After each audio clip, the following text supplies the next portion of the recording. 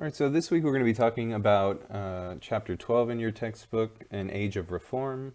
This is a period in the early 19th century that sort of overlaps a little bit with some of the other chapters that we just covered, but really focuses in on a few of the ways that people are coping with some of these changes in the 19th century. Specifically, we're going to talk about utopian communities. We're going to talk about abolitionist movements, and we're going to talk about feminist movements and other types of social reform. So, the first part of the 19th century, these first decades were a period of immense change in the United States. And their terms of economics, the U.S. is rapidly industrializing in some places. And with that comes massive technological innovation. We have new railroads connecting people. We have canal building that is allowing transportation in new and faster ways. There's new printing technology that's allowing people to print material much faster and spread literature at a much higher rate than before, and as well as the telegraph. And so people are connected in new, very new ways during this time period. Politically, as we've seen, the right to vote has been expanded to most all white men during this time period. Demographically, the U.S. is rapidly urbanizing within some places in the north, and these changes are, of course, affecting people in Europe, which is causing a massive influx of European immigrants to the United States. And of course, territorially, the U.S. continues to expand westward, and we see growing both rural and urban divides, and also increasing sectional divides between North and South along the lines of slavery.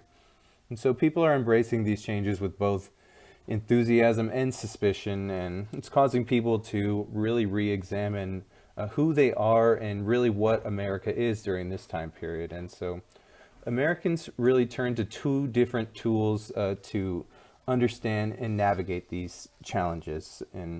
And one of those is through religion, through spiritual revivalism. And this is sort of a reaction to the rationalism of 18th century Enlightenment thinking. And it really incorporated workers more democratically into regional networks with different evangelicals that crossed the United States. And it was driven by the belief that human society and individuals could change, and that it was up to one's personal self, whether they were able to go to heaven, whether they could be saved. And so that was a radical belief for that time.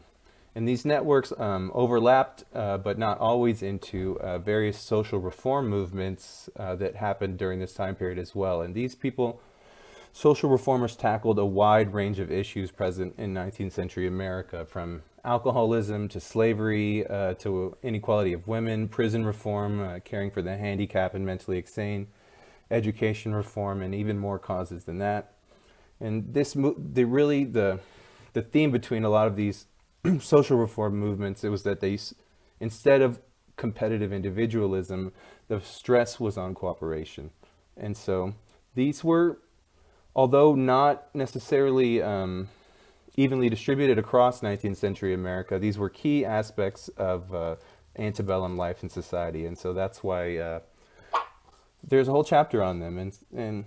And what they shared in common was most of these grew out of voluntary organizations, the impulse to volunteer. So these were issues that the government was not addressing, and thus various groups in society were moving to sort of address some of these issues on their own. And they relied on a wide range of tactics, from moral suasion, which was convincing people of the sort of sinfulness of their ways. They took their issues to the ballot box. They tried to use political power, as well as withdrawing and the creation of exemplary societies, alternative societies outside of the mainstream. And and it's important to remember that this social reform era was not unique to the United States. It was very international in scope. As I mentioned, this was a transatlantic world of people facing very similar problems all at the same time. And reformers often corresponded and visited with each other across the ocean from US to Europe. And activist networks were built that were very crucial to both the women's rights movements, abolition movements, and other ones. And also very crucial to these was these transportation improvements, technological advancements that allowed people to travel at faster rates and access more people, as well as the new printing technology that allowed them to spread their messages to a lot more people who were also becoming a lot more literate at this time. For example, Frederick Douglass's biography, as soon as it was published, was translated to French and Dutch. And it's also important to recognize that these social reform networks were also part of colonialism and empire building. You know, missionary organizations were creating these transatlantic links. So a British missionary could go to India and Tahiti and develop material that could be quickly translated and printed and sent to Indian territory, to send to frontier settlers or immigrant neighborhoods, or even for people in the U.S. to take otherwise. So the abolition movement specifically was very much international in scope. The Quakers were working with British reformers to end the slave trade as early as the end of the 18th century. Americans admired European thinkers, abolitionist thinkers. The American Revolution itself helped inspire the British anti-slavery movement, and these British reformers were able to in turn help Americans in their causes. And so it's just important to sort of think about these things in America, as well as how they were connected to movements elsewhere. And most importantly, and also why, again, we are studying these right now, is because these reform movements really did challenge a lot of the societal norms at the time in terms of gender equality, in terms of racial and ethnic boundaries in society, and especially in terms of free speech, what was acceptable to sort of do in public spaces. And so the first one we're going to talk about today are utopian movements. And so utopian communities were efforts by small groups of men and women to establish societies outside of the mainstream to sort of create a more perfect social order. They were called utopian in reference to a novel by a man named Thomas More titled Utopia, and it referenced the possibility of creating an alternative perfect society.